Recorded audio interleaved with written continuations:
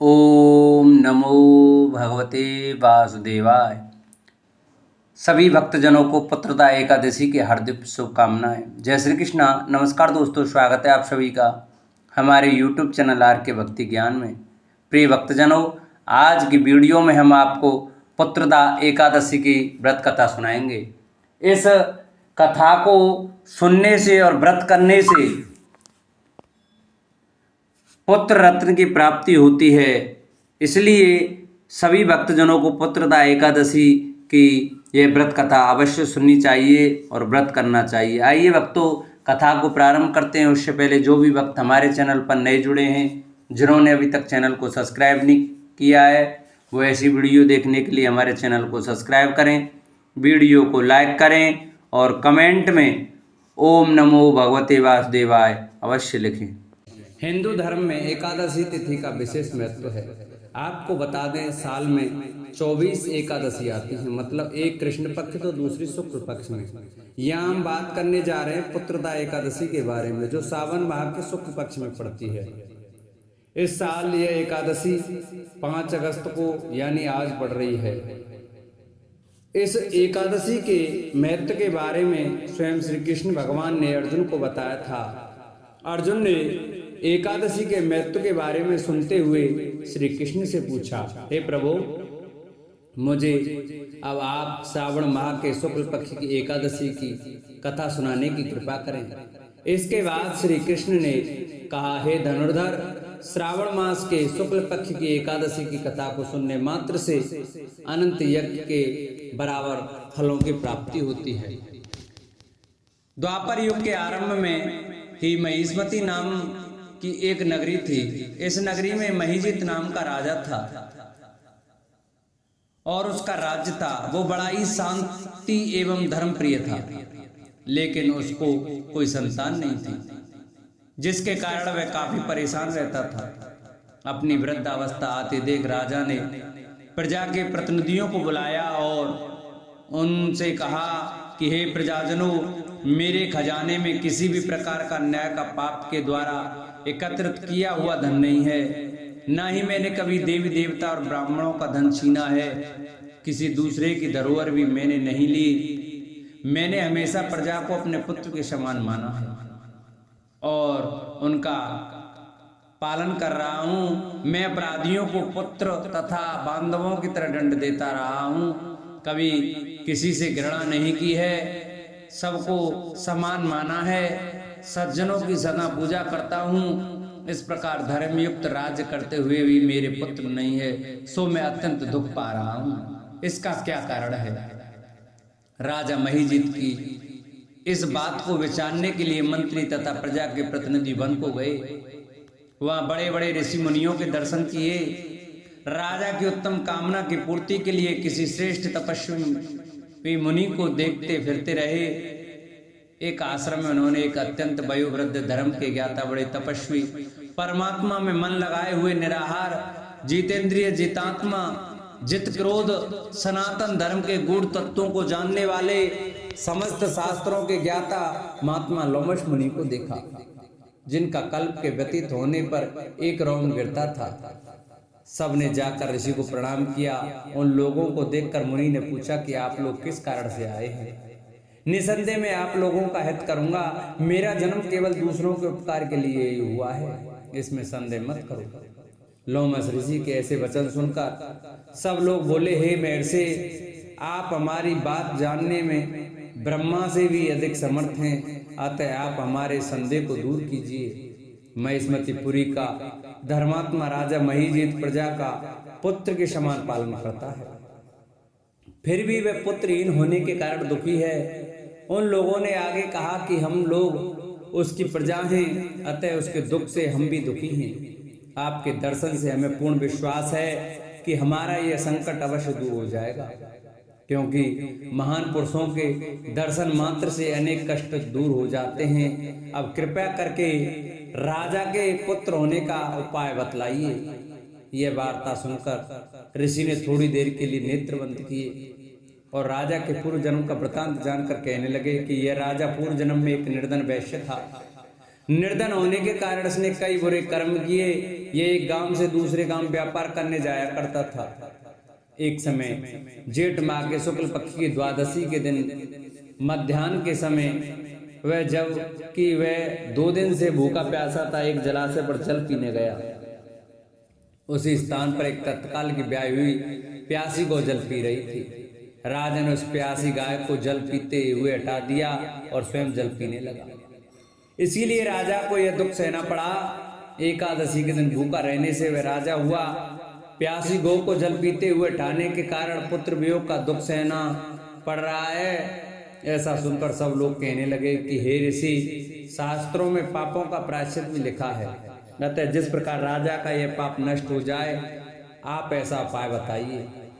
लोमश मुनि कहने लगे कि श्रावण शुक्ल पक्ष की एकादशी को, जिसे पुत्रदा एकादशी भी कहते हैं, तुम सब लोग व्रत करो और रात्रि को जागरण करो, तो इससे राजा का यह पूर्व जन्म का पाप अवश्य नष्ट हो जाएगा। साथ ही राजा को पुत्र की अवश्य प्राप्ति होगी। लोमस ऋषि के ऐसे वचन सुनकर मंत्रियों सहित सारी प्रजा नगर को वापस लौट आई। और जब श्रावण शुक्ल एकादशी आई तो ऋषि के आज्ञा अनुसार सबने पुत्रदा एकादशी का व्रत और जागरण किया। इसके पश्चात द्वादशी के दिन इसके पुण्य का फल राजा को दिया गया। उस पुण्य के प्रभाव से रानी ने गर्भ धारण किया और प्रसव काल समाप्त होने पर उसके एक बड़ा तेजस्वी पुत्र उत्पन्न हुआ। इसलिए हे राजन, इस श्रावण शुक्ल पक्ष की एकादशी का नाम पुत्रदा पड़ा। अतः संतान सुख की इच्छा हासिल करने वाले इस व्रत को अवश्य करें। इसके माध्यम को सुनने से मनुष्य सब पापों से मुक्त हो जाता है और इन्हीं लोक में संतान सुख भोग कर परलोक में स्वर्ग को प्राप्त करता है। बोलो एकादशी माता की जय। एक बार एक राज्य में एक राजा रहा करता था। राजा बहुत ही बुद्धिमान और बलशाली था। राजा सदैव अपनी प्रजा का बहुत अच्छे से ध्यान रखता था। प्रजा भी अपने राजा को बहुत पसंद करती थी। राजा की 2 बेटियां थीं। राजा अपनी दोनों बेटियों से बहुत प्रेम करता था। राजा की छोटी बेटी देखने में बहुत सुंदर और आकर्षण थी और राजा की बड़ी बेटी छोटी बेटी के मुकाबले थोड़ा कम सुंदर थी। राजा की छोटी बेटी 11 माता की पूजा किया करती थी और सभी लोग राजा की छोटी बेटी से बहुत प्रेम करते थे और बहुत प्रशंसा किया करते थे। राजा भी अपनी छोटी बेटी को बड़ी बेटी से अधिक प्रेम करता था, जिस कारण राजा की बड़ी बेटी को अपनी छोटी बहन से बहुत नफरत होने लगी थी। राजा की दोनों बेटियां जब बड़ी हो गईं, तब एक पड़ोसी राज्य में रहने वाला राजकुमार राजा की बड़ी बेटी के लिए रिश्ता लेकर आया। लेकिन जैसे ही उस राजकुमार की नजर राजा की छोटी बेटी पर पड़ी, तो वह राजकुमार राजा की छोटी बेटी पर आकर्षण हो गया और उससे पहली नजर में प्रेम कर बैठा। उस राजकुमार ने राजा की बड़ी बेटी के साथ विवाह करने से मना कर दिया और उसने राजा से कहा कि राजा, मैं आपकी छोटी बेटी से विवाह करना चाहता हूँ। जिसके बाद राजा की बड़ी बेटी ये देखकर अपनी छोटी बहन से बहुत क्रोधित हो गई और राजा की बड़ी बेटी ने अपनी छोटी बहन को अपना सबसे बड़ा दुश्मन मान लिया। राजा की बड़ी बेटी ने अपनी छोटी बहन से बदला लेने का निर्णय लिया, जिसके लिए उसने अपनी छोटी बहन को जान से मारने का प्लान बनाया। राजा की बड़ी बेटी ने अपनी छोटी बहन को मारने के लिए सबसे पहले एक लड्डू में जहर मिलाकर अपनी छोटी बहन को दे दिया और उसको लड्डू खाने के लिए कहा। लेकिन लड्डू खाने के बाद भी छोटी बहन को कुछ नहीं हुआ। बड़ी बहन यह देखकर बहुत आश्चर्यचकित हो गई, लेकिन बड़ी बहन ने हार नहीं मानी और उसने जब रात में छोटी बहन अपने कमरे में सो रही थी, तब एक मटके से सांप रखकर उसमें कमरे में छोड़ दिया। लेकिन सांप भी छोटी बहन का कुछ नहीं कर पाया। जिसके बाद बड़ी बहन ने अपनी छोटी बहन से कहा कि चलो हम लोग कुएं में से पानी भरकर लाते हैं, जिसके लिए वे अपनी छोटी बहन को पानी भरने के बहाने कुएं के पास ले गई और उसने अपनी छोटी बहन को कुएं में धक्का दे दिया। लेकिन छोटी बहन को तब भी कुछ नहीं हुआ, क्योंकि वह हर बार ग्यारस माता उसकी रक्षा कर रही थी और उधर बड़ी बहन अपने प्रयासों के बाद असफल हो रही थी, जिससे वह बहुत क्रोधित होती जा रही थी। फिर उसने अपनी छोटी बहन के पास जाकर उससे खुद ही पूछा कि मेरी छोटी बहन, तुमको पता है भगवान ने सबकी मृत्यु एक निश्चित समय पर लिखी हुई है और कैसे तुम्हारी मृत्यु होगी, क्या यह तुम जानती हो? तब छोटी बहन ने अपनी बड़ी बहन को बताया कि हाँ, मैं तो जानती हूँ मेरी मृत्यु कैसे होगी। छोटी बहन से यह सुनकर बड़ी बहन मन ही मन बहुत प्रसन्न होने लगी और उसने अपनी छोटी बहन से कहा कि तो मुझे अपनी मृत्यु का राज बताओ। छोटी बहन ने अपनी बड़ी बहन से कहा कि मेरी मृत्यु तो एक तोते में है, जो तोते के गले में एक हार है उससे मेरी मृत्यु होगी। जब तक कोई भी व्यक्ति तोते को मारकर वह हार अपने गले में पहनेगा तो मैं मूर्छित हो जाऊंगी और जैसे ही उस हार को अपने गले से उतारेगा तो मैं वापस से जीवित हो जाऊंगी। अपनी छोटी बहन की मृत्यु का राज जानकर बड़ी बहन बहुत ही खुश हो गई और उसने अपनी छोटी बहन को मारने के लिए उसके पालतू तोते को ढूंढना शुरू कर दिया और छोटी बहन को इस बात का आभास हो गया कि कोई उसकी जान लेना चाहता है, जिसके लिए वह अपने पिताजी के पास गई और उसने अपने पिताजी से कहा कि पिताजी, मेरी मृत्यु के बाद आप मुझे जलाइएगा मत, बल्कि आप मुझे अपनी पुरानी हवेली में एक पलंग में लटाकर छोड़ दीजिएगा। अपनी छोटी लड़की की यह बात सुनकर राजा बहुत आश्चर्यचकित हो गए। राजा ने अपनी छोटी बेटी से पूछा, बेटी तुम ये क्या कह रही हो? तब राजा की छोटी बेटी ने बताया, पिताजी समय किसी के नहीं रुक सकता, कब क्या हो जाए किसी को कुछ नहीं पता। और फिर राजा ने अपनी छोटी बेटी से कहा कि तुम ऐसी बातें क्यों कर रही हो? 2-3 दिन में तो तुम्हारा विवाह है। लेकिन छोटी बहन ने अपने पिताजी को ऐसा करने पर मजबूर कर दिया और उनसे वचन ले लिया। राजा ने भी अपनी छोटी बेटी की बात स्वीकार कर ली और 2-3 दिनों के बाद जब शादी का समय आया तब राजकुमार बारात लेकर राजा के घर आया और राजकुमार और राजा की छोटी बेटी का विवाह शुरू हो गया। जैसे ही राजा की छोटी बेटी राजकुमार के साथ फेरे लेना शुरू करती है तो उसकी बड़ी बहन अपनी छोटी बहन के कमरे में जाकर उसके तोते को पकड़ लेती है और उसको जान से मार देती है। तोते के गले में जो हार था उसको अपने गले में धारण कर लेती है। जैसे ही बड़ी बहन उस हार को अपने गले में धारण करती है तो उधर छोटी बहन 3.5 ही फेरे ले पाती और वहीं पर बेहोश होकर गिर जाती है। जिसके बाद राजा ने बड़े बड़े दर्द हकीमों को बुलाया और अपनी छोटी बेटी का इलाज करने के लिए कहा। राजा की बात सुनकर वैद्य ने छोटी बेटी को जब चेक किया तो राजा को बताया कि आपकी छोटी बेटी ना तो जीवित है और ना ही मरी हुई है। यह मैं ऐसा पहली बार देख रहा हूँ। राजा ने वैद्य और हकीम को यह बात बाहर बताने से मना कर दिया और उनको कहा कि अगर तुमने ये बात किसी को बाहर बताई तो हम तुम्हें फांसी दे देंगे। राजा ने अपनी छोटी बेटी को पुराने महल में जाकर एक पलंग में लिटा दिया और वहां पर कुछ सैनिकों को तैनात कर दिया। वापस अपने महल पर आ गया। राजा की बड़ी बेटी अपने पिताजी के पास आई और कहने लगे कि पिताजी, अगर यह शादी संपन्न नहीं हुई हो तो आपकी इज्जत का क्या होगा? आप कहें तो मैं आपकी इज्जत बचाने के लिए राजकुमार से शादी करने के लिए तैयार हूँ। जिसके बाद राजा ने अपनी बड़ी बेटी की बात मान ली और राजा ने बड़ी बेटी को छोटी बेटी के कपड़े पहनाकर मंडप पर भेज दिया। लेकिन राजकुमार यह जान गया कि यह राजा की छोटी बेटी नहीं है, बल्कि यह राजा की बड़ी बेटी है। लेकिन जब राजकुमार ने शादी करने से मना कर दिया तो सभी लोगों ने राजकुमार को विवश करके राजा की बड़ी बेटी से बचे हुए फेरों को संपन्न करा दिया और विवाह करवा दिया। जिसके बाद राजकुमार राजा की बड़ी बेटी को अपने महल ले गया। राजकुमार राजा की बड़ी बेटी से ना तो बात करता था, नहीं उसको पसंद करता था और ना ही उसके आसपास भटकता था। और राजकुमार ने यह फैसला ले लिया कि वह अपनी प्रेमिका को ढूंढ कर रहेगा और यह जानकर रहेगा कि उसके साथ हुआ क्या है।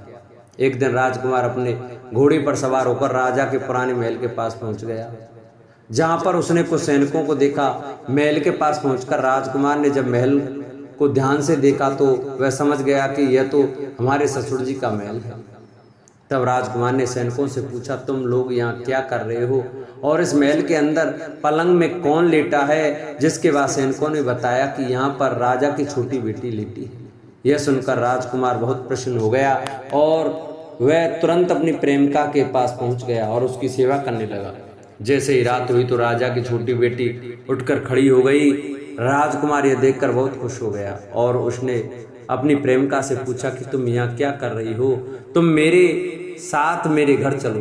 राजा की छोटी बेटी ने राजकुमार को सारी बातें बता दी कि मेरी जान एक तोते में बसी थी और मैंने यह बात सिर्फ अपनी बड़ी बहन को बताया था और मुझे पता है कि उसने ही मुझे मारने का प्रयास किया है। उसके पास एक हार है जिसको वह सुबह पहन लेती है और रात को उतार देती है। जब तक वह हार को पहनने रहती है तब तक मैं मूर्छित रहती हूँ और जैसे ही वह हार को उतार देती है तो मैं जीवित हो जाती हूँ। और जब तक मेरी बड़ी बहन के पास वह हार है तब तक मैं ऐसे ही जीवित और मूर्छित होती रहूँगी। अगर मेरी बड़ी बहन के पास जो हार वह मेरे हाथ में लग जाए तो मैं हमेशा के लिए जीवित हो जाऊंगी। राजकुमार यह बात सुनकर राजा की छोटी बेटी के पास रहने का निर्णय ले लिया और उसने अपने बचे हुए सारे फेरे उस पलंग में लेटी राजकुमारी की छोटी बेटी के साथ ले लिए और अपना विवाह पूर्ण कर लिया और वहीं पर ही रहने लगा। देखते ही देखते कुछ समय में राजा की छोटी बेटी और राजकुमार की पत्नी पेट से हो गई। एक दिन राजकुमार को किसी काम से बाहर जाना पड़ा। तब छोटी बहन के पेट में बहुत तेज से दर्द होने लगा, जिसके बाद उसने 11 माता का आह्वान किया। जिसके बाद वहां पर 11 माता प्रकट हुई और उन्होंने अपनी भक्तों के दर्द को दूर किया और एक पुत्र की प्राप्ति करवाई। और वहीं पर अचानक से राजकुमार भी आ गया। राजकुमार ने 11 माता को देखा तो वह आश्चर्यचकित हो गया और उसने तुरंत माता को प्रणाम किया और 11 माता ने राजकुमार से कहा कि जब तुम्हारा बेटा 5 वर्ष का हो जाए तुम अपनी पत्नी का हार आकर इसके गले में डाल देना। और देखते ही देखते राजकुमार और राजा की छोटी बेटी का पुत्र 5 वर्ष का हो जाता है। तो राजकुमार अपने बेटे से कहता है कि बेटा मैं कुछ काम से बाहर जा रहा हूँ, तुम अपनी माता का ध्यान रखना। और वहां से चला जाता है। राजा को बाहर निकलता देख बड़ी बहन के सैनिक देख लेते हैं और बड़ी बहन को जाकर सारी बातें बता देते हैं। जिसके बाद बड़ी बहन अपनी छोटी बहन के पुत्र को वहां से उठवा लेती है और उसको मरवा देती है। छोटी बेटी के पुत्र के 2 टुकड़े करवा देती है। पहला टुकड़ा चक्की के पास छुपा देती है और दूसरा टुकड़ा अपनी पलंग के नीचे रख लेती है। अब 11 माता भिखारी का रूप लेकर आती हैं।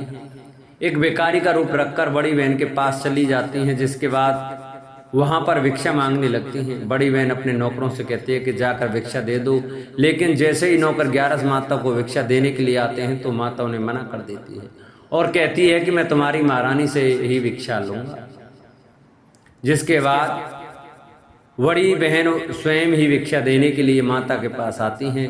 तब माता एक बिल्ली का रूप लेकर उसके कमरे में चली जाती हैं और वहां पर छोटी बेटी के पुत्र के 2 टुकड़ों को आपस में जोड़ देती हैं और उसे जीवित कर देती हैं। उसे वहां से ले जाती हैं। राजकुमार अपने बेटे को लेकर अपनी पत्नी के पास जाता है और उससे कहता है कि तुम इसका ध्यान रखना। अगर तुम इस बच्चे का अच्छे से ध्यान रखोगी तो मैं तुमसे बात करूंगा। एक दिन राजकुमार अपने बच्चे से कहता है कि तुम मम्मी से उनके गले का हार मांग लो। जिसके बाद राजकुमार का लड़का अपनी मम्मी के पास जाता है और कहता है कि मम्मी मुझे तुम्हारा हार चाहिए जो तुमने गले में पहन रखा है। यह सुनकर पहले तो बड़ी बहन बहुत क्रोधित होती है, पर उसको यह याद आता है कि राजकुमार ने कहा है कि अगर मैं इस बच्चे का ध्यान अच्छे से रखूंगी तो वह मुझसे बात करेंगे।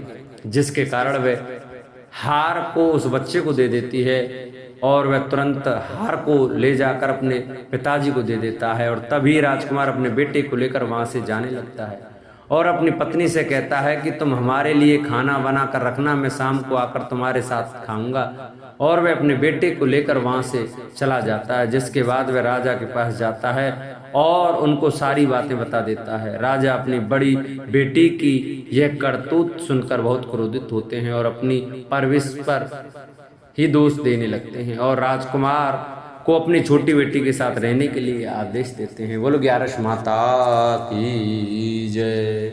जिन भक्तों को हमारी ये 11 माता की कथा अच्छी लगी हो तो वो हमारी वीडियो को ज़्यादा से ज़्यादा शेयर करें, जिससे और भी भक्त हमारी 11 माता की कथा को श्रवण कर सकें। और जिन्होंने अभी तक चैनल को सब्सक्राइब नहीं किया है वो चैनल को अवश्य सब्सक्राइब करें, वीडियो को लाइक करें और कमेंट में लक्ष्मी नारायण भगवान की जय, 11 माता की जय अवश्य लिखें।